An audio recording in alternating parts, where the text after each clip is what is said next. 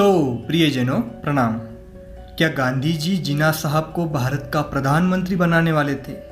और जिन्ना साहब को अगर भारत का प्रधानमंत्री बनना था तो फिर आखिर ऐसा क्या हुआ कि नेहरू जी भारत के पहले प्रधानमंत्री बने? इन सभी राज को उजागर करने के लिए हमें जाना पड़ता है उस वक्त में जब हमने अंग्रेज़ों को भारत छोड़कर जाने के लिए मजबूर कर दिया था और हमें आज़ादी देने के इरादे से ही अंग्रेज़ों ने भारत में कैबिनेट मिशन को भेजा था।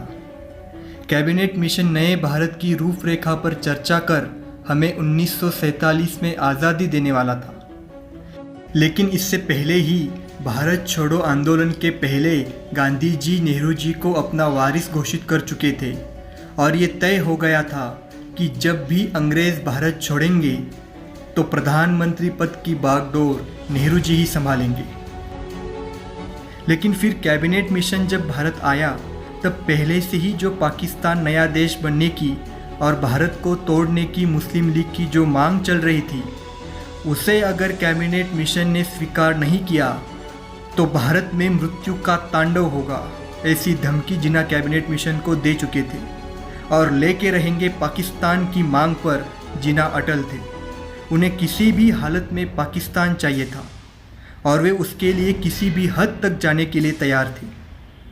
उनकी ये सब मांग इसीलिए थी कि उन्हें ना तो नेहरू जी के नीचे और ना ही बराबर का स्थान मंजूर था। उन्हें सबसे ऊपर और सर्वशक्तिमान जगह चाहिए थी जो पाकिस्तान के बनने से अपने आप ही पूरे होने वाली थी। और ये सब करा धरा अंग्रेज़ों का ही था। अंग्रेज़ ही छिपे किरदार थे जिन्होंने जिन्ना को जानकर भारत के टुकड़े करने के इरादे से ही भारत स्वतंत्रता के बाद एक सामर्थ्यशाली राष्ट्र बनकर ना उभरे, इसकी वजह से ये चिंगारी भड़काई थी जिससे भारत टूट कर बिखर जाएगा और कमज़ोर राष्ट्र बनकर रह जाएगा।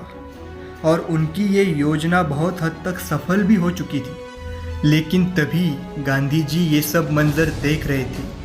उन्हें ये सब बातें अच्छे से समझ आ गई थी। वे भविष्य को देख पा रहे थे। उन्हें दिखाई दे रहा था टूटा बिखरा भारत, लाशों के ढेर से बह रही खून की नदी, लोगों का दर्द, इंसानियत का कत्ल और नए सामर्थ्यशाली भारत की बुझ रही मशाल। ये सब रोकने के लिए अंतिम प्रयास के तौर पर उन्होंने ये तय कर लिया कि वे जिन्ना को प्रधानमंत्री बनाने का प्रस्ताव उनके सामने रखेंगे और ये अपील करेंगे कि तुम प्रधानमंत्री बन जाओ।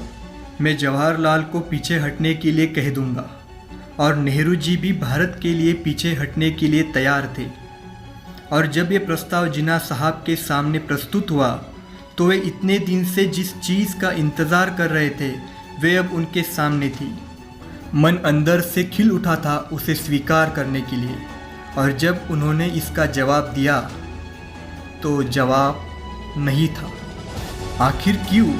अब आपके मन में भी ये सवाल होगा कि जिन्ना साहब ने आखिर ये प्रस्ताव क्यों ठुकराया? तो इसका जवाब है, उनका मन तो बहुत चाहता था कि इसे स्वीकार कर ले, लेकिन तभी उसी वक्त एक ऐसी घटना सामने आई जिससे कि उनका मन बदल गया। और वो बात ये थी कि घटना समिति के गठन के लिए भारत में 296 जगहों के लिए चुनाव कराया गया था, जिसमें से कांग्रेस ने 208 जगह जीत हासिल कर ली थी, जबकि मुस्लिम लीग सिर्फ 76 जगह पर ही अपनी जीत हासिल कर पाई थी। जिससे कि ये साफ हो गया और जिन्ना ये समझ गए कि अब अगर हम प्रधानमंत्री बन भी गए तो स्वतंत्रता के बाद नहीं बन पाएंगे।